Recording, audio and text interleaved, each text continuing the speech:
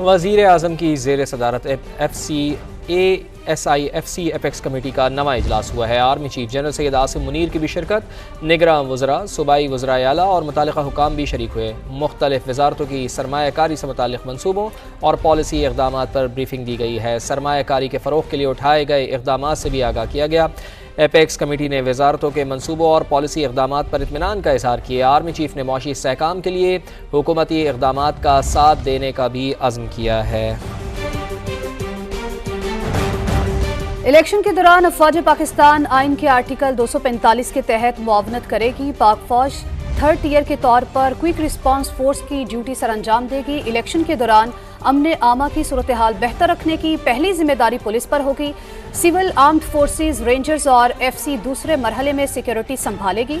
Army third tier में polling के general इलाकों में सिक्योरिटी के लिए तैनात होगी। सिविल आर्म्ड फोर्सेज और अफवाज पाकिस्तान को अमला महफूज माहौल के लिए ताउन करेगा। Civil armed forces ballot papers की छपाई के दौरान प्रिंटिंग प्रेस की हिफाजत पर मामूर होंगी।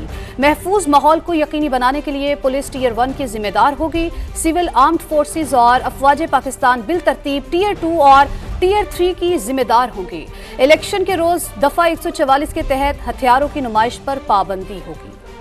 वज़ीर आज़म की ज़ेर सदारत ASIFC एपेक्स कमेटी का नवा इजलास हुआ है। Army chief general Syed Asim Munir की भी शिरकत, निगरान वज़रा, सूबाई वज़राए आला और मुतालिका हुकाम भी शरीक हुए। मुख्तलिफ वजारतों की सरमायाकारी से मुताल्लिक़ मनसूबों और पॉलिसी इक़दाम पर ब्रीफिंग दी गई है। सरमायाकारी के फ़रोग़ के लिए उठाए गए इक़दाम से भी आगाह किया गया। एपेक्स कमेटी ने वजारतों के मनसूबों और पॉलिसी इक़दाम पर इत्मीनान का इज़हार किया। आर्मी चीफ ने मौशी इस्तेहकाम के लिए हुकूमती इक़दाम का साथ देने का भी अज़्म किया है।